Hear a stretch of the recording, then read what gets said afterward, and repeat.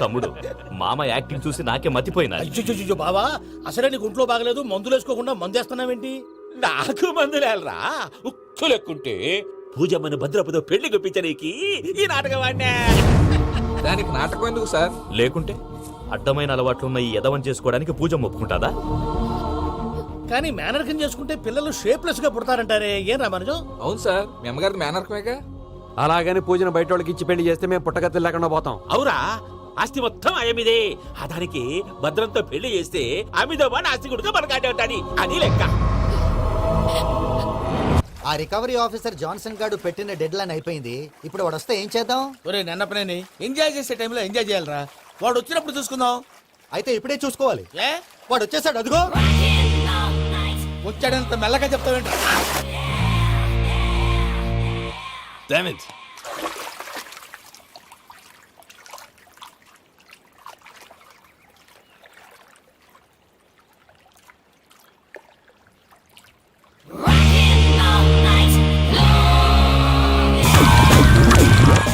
Irresponsible scoundrels. Instead of paying my money you are enjoying here, you can cheat me. Where is my money?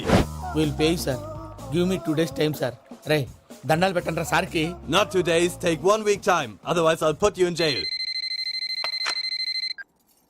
Hello. వదిన గారు, నేను ప్రసాదనండి. ప్రసాద్, ఎలా ఉన్నావయ్యా? ఏదో ఉన్నానులేండి. పూజకి ఒకసారి ఫోన్ ఇస్తారా? తనకు ఫోన్ ఇవ్వడం చాలా కష్టమయ్యా. ఎలాగోలా ఇవ్వండి వదిన గారు, చాలా అర్జెంటు.